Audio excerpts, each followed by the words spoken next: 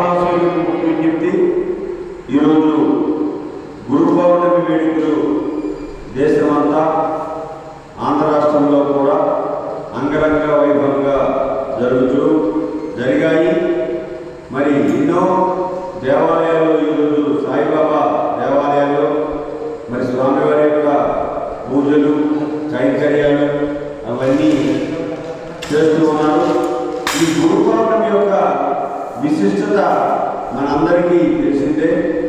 వ్యాస మహర్షి రామాయణ, భారత, భాగవతాలు, అష్టాదశ పురాణాలు కూడా రాసి సమాజానికి నీతిని, సమాజంలో మనుషులు ఎలా బ్రతకాలి, బంధాలు ఎలా ఉండాలి, అవన్నీ ఎప్పుడో వ్యాస మహర్షి చెప్పినటువంటి మాటలు. ఆ వ్యాస పౌర్ణమిని మనము గురు పౌర్ణమిగా, ఆయన పుట్టినరోజు రోజు కాబట్టి గురు పౌర్ణమిగా మనం చేసుకుంటూ ఉన్నాం ఈవేళ దేశమంతా.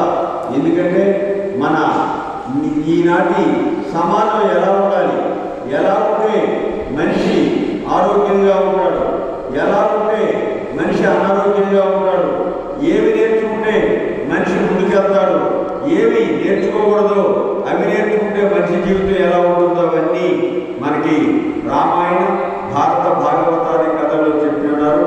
మరి అందుకే మనకి రామాయణంలో అన్నదమ్ముల యొక్క ఆదర్శము, భార్యాభర్తల యొక్క బంధము, పిల్లలకి తండ్రికి ఉన్నటువంటి బంధము, సమాజానికి రాజుకు ఉన్నటువంటి బంధము, అలాగే ఋషులకు రాజు చేయవలసినటువంటి కార్యక్రమాలు అవన్నీ కూడా చక్కగా మనకి రామాయణంలో వివరించబడ్డాయి.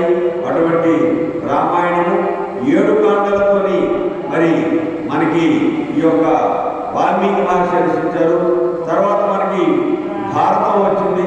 భారతం ధర్మానికి నిలయము. ధర్మరాజు ధర్మముగా నడుచుకోబట్టే చివరికి స్వర్గానికి చేరారు. మిగతా వాళ్ళందరూ కూడా మధ్యలోనే రాలిపోయారు.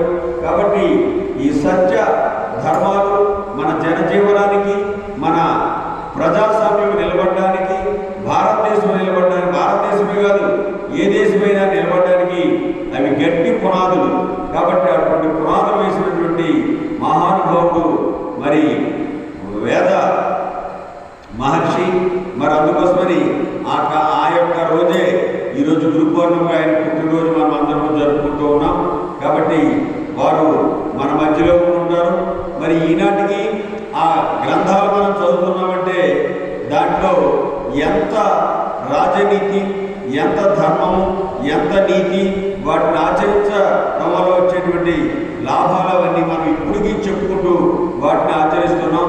కాబట్టి అటువంటి మంచి కావ్యాలు రాసినటువంటి వ్యాస మహర్షి మరి ఈరోజు గురు పౌర్ణమి రోజు, మరి ఆయన పుట్టినరోజే మరి ఈ గురు పౌర్ణమి రోజుగా మనం జరుపుకుంటున్నాం.